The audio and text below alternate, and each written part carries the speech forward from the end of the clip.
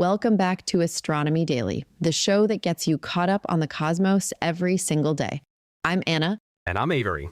And friends, what a day to be a space fan. It is day 3 of the Artemis 2 mission. 4 humans are right now hurtling toward the moon, and we have a lot to cover. A record-breaking rocket launch, brand new lunar science, a stunning discovery about dead stars, and the best chance all year to spot the planet Mercury with your naked eye. Plus, we promised you an update on Comet maps yesterday, and we are delivering. The solar plunge has happened. The verdict is still coming in. Stay with us. Let's get into it. Trajectory so perfect, NASA canceled its own burn. We are now into day 3 of the Artemis 2 mission, and the headline today is honestly almost too good to believe. NASA had planned a trajectory correction burn for this evening, a small engine firing to nudge Orion onto the perfect path to the moon, and they didn't need it. Flight controllers and mission control at Johnson Space Center looked at the data and made the call: cancel the burn. Orion is already on the precise trajectory it needs. As Howard Hu, the Orion spacecraft program manager, put it, "It's really good to see that we don't need these minor correction burns. It shows that our navigation performance and our ability to get ranging has been outstanding." This was the first of 3 planned trajectory correction burns. The others are still on the schedule if needed, but this is a genuine vote of confidence in the precision of the entire mission so far. Meanwhile, what were Reed Wiseman, Victor Glover, Christina Koch, and Jeremy Hansen actually doing today? Mission Control woke them up playing In a Daydream by the Freddie Jones Band, which is a great alarm clock choice, and then they got to work. Day 3 was all about medical readiness. The crew demonstrated CPR procedures in weightlessness and checked out Orion's onboard medical kit: a thermometer, blood pressure monitor, a stethoscope, and otoscope. They also tested Orion's optical communication system, successfully transmitting high-definition video back to ground stations in the United States. But the really exciting part, the lunar science team back on Earth is already building what they call the Lunar Targeting Plan. They're selecting specific geological features on the moon's surface, craters, ancient lava flows, ridges, that the crew will observe and photograph during their 6-hour flyby window on Monday. And Avery has been doing the math on what Monday actually means. Well, it's history. On Monday, April 6th, the Artemis 2 crew will swing around the far side of the moon, briefly out of contact with Earth entirely. And at their farthest point, they will be 252,757 miles from home. That breaks the all-time human spaceflight distance record set by the crew of Apollo 13 back in April 1970. 56 years. We've been waiting 56 years to break that record. And it gets better. During the lunar flyby, Orion will enter a solar eclipse, the sun moving behind the moon from the crew's perspective. The crew will use that window to look for meteoroid impacts flashing on the lunar surface and to try to photograph the deep space sky without the sun in the way. We'll have full day 4 and Monday flyby coverage in Monday's episode. Right now, 4 humans traveling toward the moon, and everything is going exactly to plan. Next, the solar plunge has happened. Now we wait. All right, we promised you this, and here it is, your Comet Maps update. Yesterday, we introduced you to Comet C 2026A1, known as MAPS, a rare Kreutz sungrazer discovered in January by a team of French astronomers in Chile. We told you it was about to make one of the most dangerous journeys in the solar system, a pass within 161,000 kilometers of the sun's surface, closer than most comets ever come. And we promised to bring you the latest today. So here's where we are. At 14:22 UTC today, that's right in the middle of the day in Australia, Comet Maps reached Perihelion. It passed through the lower corona of the sun. The plunge is done. And the verdict? That is genuinely still coming in. Because right now, MAPS is in the sun's glare, basically invisible to ground-based observers. We're relying on spacecraft imagery, particularly from SOHO's LASCO coronagraph, to track what happened. The big question has shifted. It's no longer just, did it survive? It's, what kind of show will it put on? There are several scenarios. If the nucleus survived intact, MAPS could emerge in the next day or two as a stunning naked-eye comet. Some predictions put its potential brightness at magnitude -5, brighter than Venus. Others suggest it could reach magnitude -15, brighter than the full moon. At perihelion, it may have even been briefly visible in daylight. Even if the nucleus broke apart, which is what happens to most sun grazers, the story isn't necessarily over. A post-perihelion breakup can produce what astronomers call a headless wonder, a bright, glowing tail with no nucleus behind it. Sometimes those can be spectacular in their own right. MAPS belongs to the Crux sun grazer family, the same family as comet Ikeya-Seki in 1965, one of the brightest comets of the 20th century, and comet Lovejoy in 2011, which survived its own brush with the corona and went on to dazzle southern hemisphere observers. And that is the key phrase, southern hemisphere. If MAPS emerges from the glare as expected, the window to see it from the ground opens around April 6th to 10th. Look west after sunset, low on the horizon. In Australia and across New Zealand, you are perfectly placed for this. Venus will be your guide star, bright in the western evening sky. And MAPS, if it survived, should appear nearby. We will have the latest on Monday's episode. This story is very much not over. Atlas V lifts its heaviest payload ever, 29 Amazon LEO satellites. While all eyes were on the moon this morning, there was a rocket launch happening simultaneously that set a record of its own. In the early hours of this morning, 1:45 a.m. Eastern Time, a United Launch Alliance Atlas V rocket lifted off from Cape Canaveral Space Force Station in Florida. Its cargo, 29 Amazon LEO satellites. And that payload, 29 satellites packed into one rocket, made history. It is the heaviest single payload the Atlas V has ever flown. This is mission LA-05 for Amazon LEO, the satellite internet constellation previously known as Project Cooper. Amazon renamed the constellation in November last year, and they're building it at pace.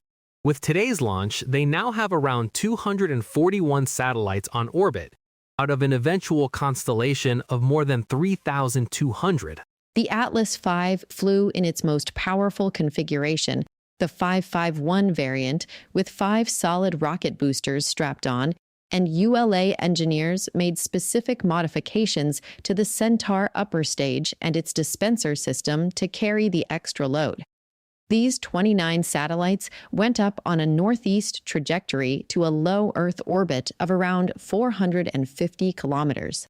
Amazon has an FCC deadline looming. They need to have half of their constellation operational by July 2026, which puts them in a serious race. Multiple Atlas V and Vulcan Centaur launches are planned this year, plus missions on Ariane 6, New Glenn, and Falcon 9. The Atlas V is one of the most reliable rockets ever built. This was its 102nd mission.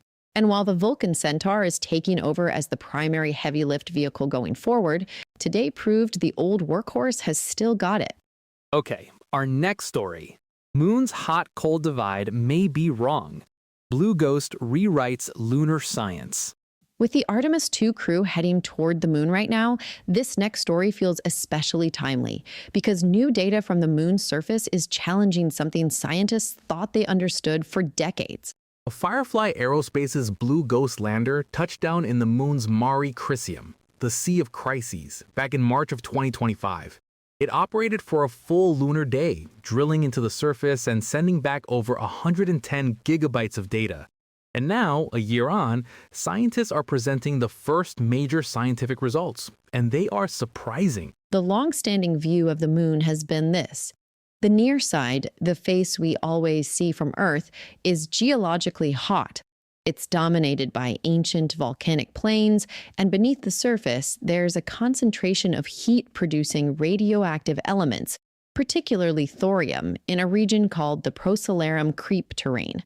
The far side, by contrast, is cooler, older, more heavily cratered. Blue Ghost was specifically sent to land outside that hot region, in Mare Crisium, well away from the creep zone, precisely to test whether the temperature difference was as dramatic as scientists expected. The answer has upended the model. Blue Ghost's heat probe found that the underground temperature at Mare Crisium is not significantly different from what Apollo astronauts measured at their landing sites, deep inside the supposed hot zone. As Seiichi Nagihara, the principal investigator of Blue Ghost's heat probe at Texas Tech University, put it, "We may have to abandon that binary." What does this mean? Heat-producing elements like thorium may be more widely distributed beneath the lunar surface than anyone thought. And one possible explanation is that volcanic activity in some regions wasn't driven by those radioactive elements at all. It may have simply been easier for magma to break through in places where the crust was thinner. It's a fundamental rethink of how the moon formed and evolved. And it has direct implications for where future crewed missions might land and what they'll find. Blue Ghost Mission 2, expected to launch later this year, will land on the lunar far side, giving scientists the next data point in this evolving picture. Onwards to Story 5. Let's simply call this one Stellar Science. Pulsars are broadcasting from the edge of their magnetic reach. Down to a discovery that overturns decades of thinking about some of the most extreme objects in the universe, and it has an Australian fingerprint on it. Pulsars are the Calas remnants of dead stars. They're among the densest objects we know of. A teaspoon of pulsar material would weigh around 10 million tons on Earth. As they spin, they sweep beams of radio waves across the cosmos like cosmic lighthouses. And a special class called millisecond pulsars spins hundreds of times per second, so regularly that they rival atomic clocks in their precision. For decades, the textbook answer to where those radio pulses come from was simple: near the surface, close to the magnetic poles. That's where scientists assumed all the action happened. A new study published in Monthly Notices of the Royal Astronomical Society has just rewritten that.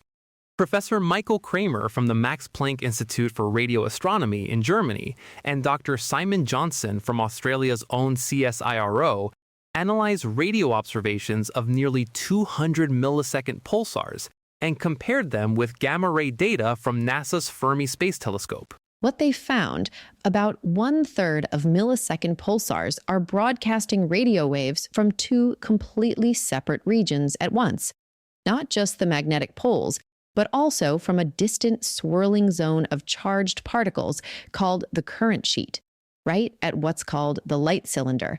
That's the boundary where the pulsar's magnetic field would need to travel faster than light just to keep pace with the spinning star. As Dr. Johnston put it, these tiny, fast-spinning stars are even more complex and surprising than we thought, broadcasting from both their surfaces and from the very edge of their magnetic reach. The practical consequences are significant because the radio signals are spreading out over a wider range of directions than previously understood. More pulsars should be detectable than scientists thought.